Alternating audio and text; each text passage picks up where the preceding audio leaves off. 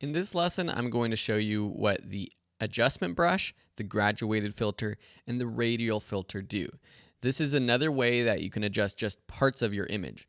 I've added this file to your folder, which you probably already have now. It's the Photoshop 9 file, which will be a good example, especially for the graduated filter. So let me just quickly make an adjustment to the exposure. If you want to follow along, go ahead. I'm just boosting the exposure by 2.4 or so. So let's first start with this graduated filter.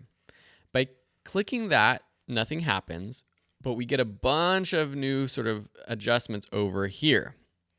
Now they should probably not be changed. Right now I have the exposure adjusted, so I'm going to double click that so everything is set to 0. What I want to do is click and drag in the image, and just click and drag, and then I'll show you kind of what's happening. Nothing has changed when I clicked and drag. If I check on the mask option, and it might help to change this mask to something like pink, we can actually see the selected part of this image that is going to be adjusted. So I haven't actually added a pink sort of overlay to this. This is just telling me what's in pink is what is going to be changed. Now I can use all of these adjustments here to make changes. So let me turn off the mask and let me now make an exposure adjustment. So say I bring down the exposure or up the exposure, it's just affecting that top part of the image. I can adjust the white balance if I want to make the sky more orange or more blue. I can do that. Clarity or dehaze, this would be the perfect example of using dehaze to just get rid of some of the haze that's in the sky.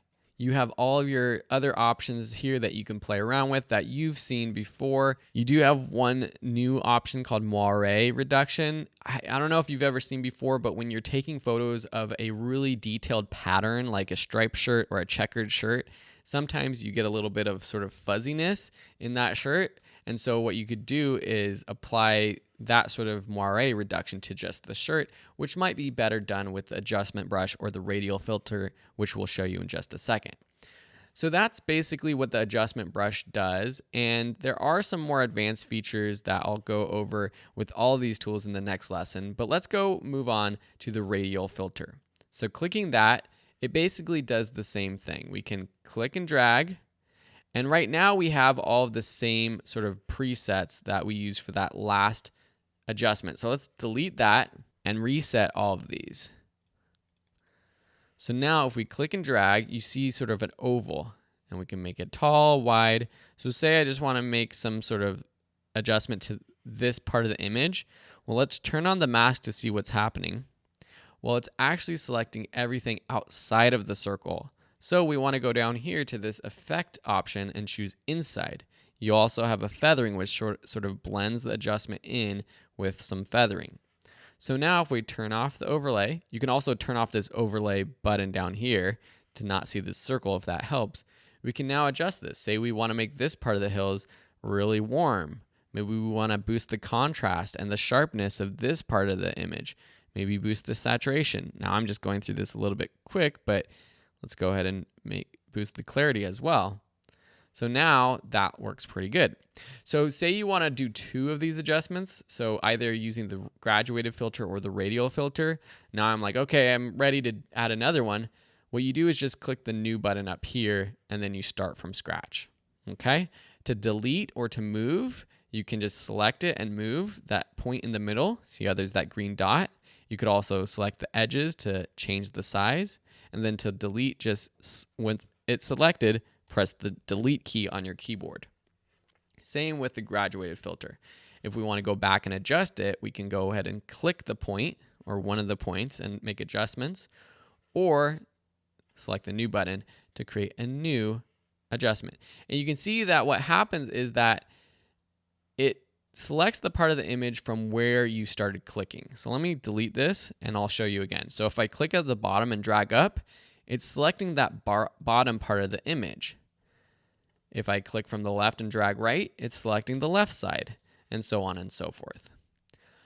Let's go on to the adjustment brush, which is basically the same idea, but instead of using sort of a graduated or radial filter, we're brushing on to our image. Let's reset all of our settings. Turn on our mask. You can change the size of your brush here, the feathering, the flow and the density. This is sort of like the opacity. And if your flow and if your density is off anyways, it will sort of only apply it at a more gradual level. You'll have to brush over multiple times to get the full effect. I usually just leave it on full. So say we want to just adjust those things down there. I paint over it. Let's turn off our mask so we can see what's happening. Maybe we want to decrease the saturation, make this black and white, make it super creative. Or maybe we adjust here, increase the clarity so everything's a little bit clearer, but we're not doing as much of a warm adjustment. Maybe we're making it a little bit cooler actually, making it a little less saturated, increasing the contrast or decreasing the contrast. You're making an adjustment based off of where you brush. Now, if I continue to brush, it will continue to make adjustments wherever I brush unless I click the new button so that I have a completely brand new brush that I can make new adjustments to. So let me delete that. Let me delete this brush as well.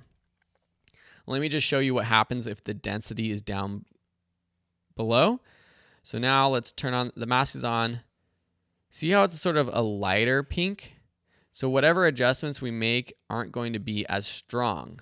So let's turn off the mask so you can see that I've brought my exposure down really far, but it's not really affecting it that much. But I can continue to sort of paint over it, and it will continue to make it darker and darker and darker until the density of what I'm brushing is basically up at 100%. Or you can increase and brush again, and it does it right away.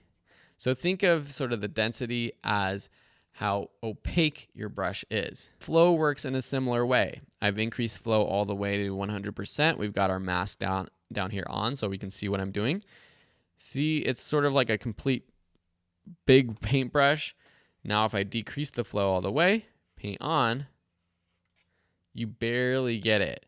So this is great for making really subtle minor adjustments. Sometimes I'll use this brush adjustment to increase the exposure of just faces on a portrait or in a group photo. That seems to work really well.